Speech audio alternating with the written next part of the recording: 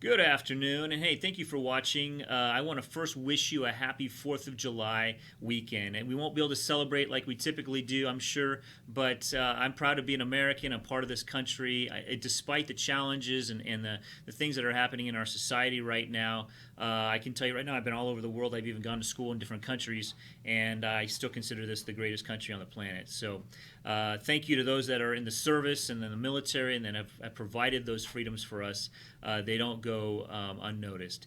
Hey, I bet you're thinking, what's going on in the leaders? It's been a few weeks since I've talked to you or sent some updates. We've been in the planning stage, reviewing staff and student, and I should say staff and parent surveys for the most part, analyzing state information that's coming to us, talking with our counties and health departments, and there's so much information going on. I'm sure you're seeing it on the news, and things are changing every day. So it might be by the end of the weekend that maybe what I've said is out of date, but I'm hoping that we have enough of a solid plan in place to be able to describe those things to you clearly, at least give you a good lead on what we're up to, and so you can make some decisions. Most of what I will talk today is about the hybrid or iSchool program going into the future. We need to get students signed up and enrolled so that we know who they are, get them into classrooms, and get that rolling.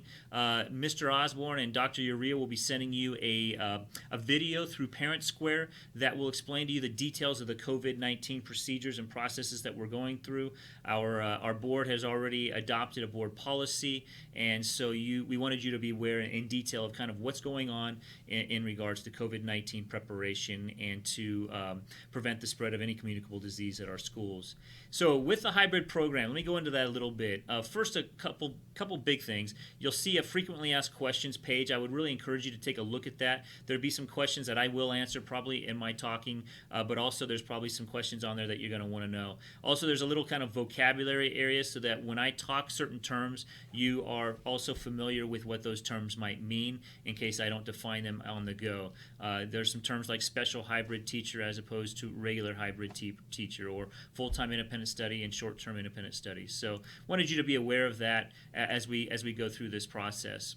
So it looks different at every grade level, and just to start off, I know a lot of families are concerned if they go from the traditional program, which is our 5-day program, to hybrid, will their students lose their spots if they want to go back, or if something happens and the program doesn't work out well for the student? And yes, the answer is yes to that. We are dedicated ourselves to keep those spots open, specifically as well with COVID. As more students leave classrooms to go to more of the hybrid classroom plan, that will free up space in those other rooms. It's an expensive plan. It's going to mean we're hiring extra staff and teachers to teach those students, but we think it's worthy of that we keep those spaces open for social distancing, as well as the fact that if a student's not doing well and we want to move that student back into the regular day classroom 5 days a week, that we would have that opportunity to do that, and that seat would be there for them waiting if needed.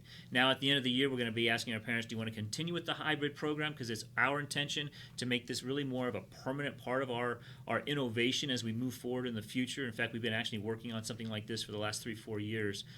So if at that time you decide, I really want to stay hybrid, we will then at the time, a year from now, start enrolling students into those seats to make sure that those are healthy classes as long as COVID has been relaxed, and that we have the funding as well to provide for our students and getting our numbers up for those classrooms.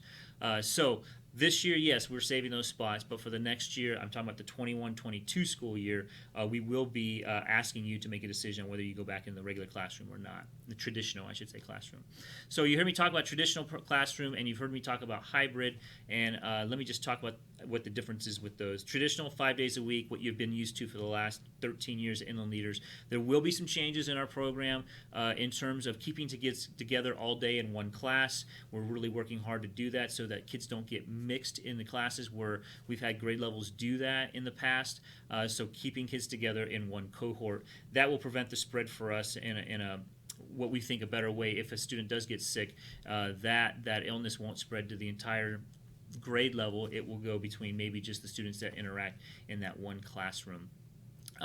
Also, you've heard me talk about independent study. We still do have our independent study program. It is a full-time at-home homeschool program. So the parent actually becomes much of the instructor. You meet with a teacher every 3 weeks, sometimes more if you need it, but every 3 weeks you get together with the teacher. They provide curriculum, and you as a parent become the teacher at home for your student. And we also provide that. There is not a waiting list for that at this time. So if you want to get involved in our homeschool program, please call the office, email us, let us know, and we'll provide that information for you and get you in touch with Christy Phillips, our coordinator of that program. And we also still have short-term independent study for those that might be going on vacations or are sick short-term. We'll also have short-term independent study, of course, that we continue to offer and request that parents do with their students. So the hybrid program looks different in different grade levels. And we're trying some different things because as we move on in the future, we want to see what model really rises to the top and what works well. And so we're using some current staff, and we're also going to be using some new staff to help us, new teachers specifically. So the grade levels that we're going to be using current staff with current teachers, I should say, that have volunteered to take on this role are in kindergarten, in 5th, and in 6th. And in those grades, kindergarten, 5th, and 6th, you will have current teachers that we have employed with us right now that have volunteered to take the group of hybrid kids from the grade level that want hybrid. And so they'll be teaching traditional kids alongside their hybrid kids every week. And so the hybrid kids will come in 2 days a week, and the other 3 days, for the most part, they'll stay home. We'll reserve Fridays for possibly interventions or assessments if we need kids to come in for those. But those other days, the hybrid kids are at home. They're working, they're engaged, they're watching lessons, they are live streaming at times, working on online projects and what have you. So they're following along with the class with what I would call a normal teacher from our school, a traditional teacher who's volunteered to do the hybrid class. So really excited about that. Kindergarten, 5th, and 6th will all look like that. Those classes will be a little smaller during the week because those hybrid kids will be at home, half of them will be at school, and so that will shrink our class size a little bit in those rooms. It's not going to get us down to 10 or 15, I don't think, depending on the actual interest, but my guess it'll be closer to 18 to 20 students a day in those classes as opposed to 26. So that's kindergarten, 5th, and 6th. Now TK, we don't offer hybrid or even homeschool. So TK is going to have classes of about 17 to 18 students this year, and there's only 3 classes being offered in TK. And so those will be small class sizes, 5 days a week. The other grade levels, we have in 1st grade and 2nd grade a new teacher that we're hiring, we have a current teacher that we're transferring to that position from TK actually, and she will be working on with those students to support them in what I call more of a pure hybrid, where they are not with traditional 5-day-a-week students. So they will have their own teacher, they will have their own space at Bryant Street, they'll be in a 1-2 combo. We felt like we had enough interest in 1st and 2nd to make that combination work from our current students, and then they will be instructed, like I said, 1st grade will come in on Mondays, 2nd grade will come on Tuesdays, and there'll be a flip-flop. And now if a student's higher level or what have you, some might be asking, we might look at moving them into the other group, from 1st to 2nd, based on those levels. But for the most part, they'll be grade level grouped, and there'll be 10 to 15 kids in that class a day because the other 10 or 15 will be at home. And they'll be carrying on with their instruction, again, live stream, recorded lessons, online learning projects to keep them engaged as the class goes along. And so they'll have their own teacher, their own space, and they'll have their schedule as well. And it will, for the most part, I think, mimic the regular day schedule in the 1st and 2nd grades at Bryant Street. 3rd and 4th will look basically the same way as 1st and 2nd for the most part. Now, 3rd and 4th grade will have about 8 to 10 3rd graders, 8 to 10 4th graders currently that look like there's the interest there. And again, they'll be flip-flopping days, and they'll have between 10 and 15 kids in a class at a time, depending on that enrollment.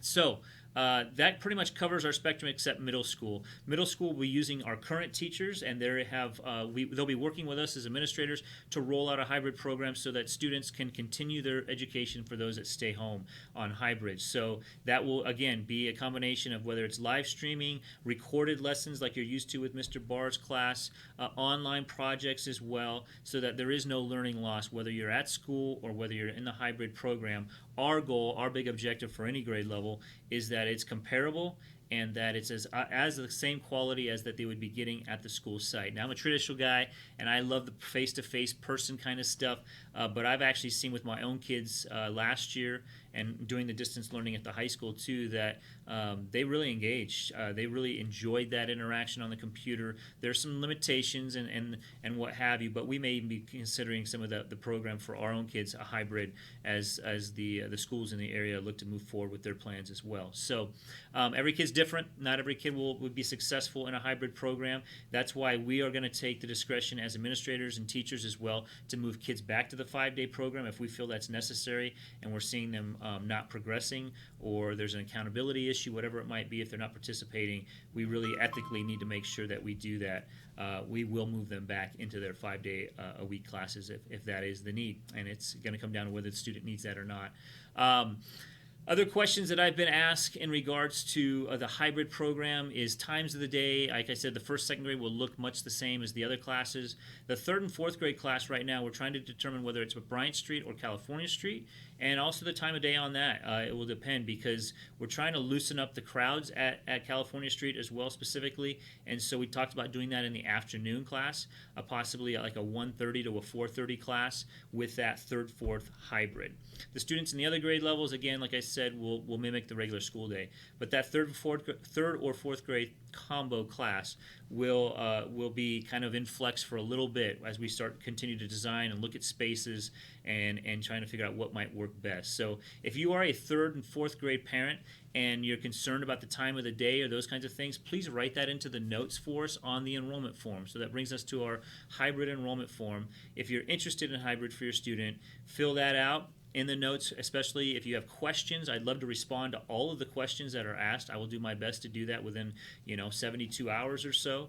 And if you have an issue with the time of day for the third and fourth grade class, I'd love to hear that as well as the location. We are trying to locate it at CSC, but really the most space we have over is at Bryant Street right now. So it could look like a hybrid class over at the Bryant Street campus, third and fourth grade there. So fill out the form. Now, if you don't fill out the form because you're not interested in hybrid, that's okay. Your student's going to continue on the traditional program or whatever program they were on last year. And if you want to do the hybrid, open up the form, fill that out, ask your questions, give us your comments, and that way that will give us the group of kids that we know that we're moving forward with to build those classes and to get our teachers ready and start ordering our curriculum and getting all that done. So I hope that gives you a broad enough, with enough depth for you to make some decisions. I apologize, this went over 10 minutes. I was trying to keep it to that. I also know my camera's bad quality today. My other one just died on me, so I hope that, well, it might hide some blemishes. That might be a good thing for me. But I do hope that your family is safe. I do know that and trust that you as a family unit and as parents are working hard to keep your kids busy this summer and active, even though it's been super hard with all of the issues going on with COVID. And I stay safe and joyful and think positive. We continue to think positive for the next year as we hope and pray we'll see you all on August 13th. Thank you.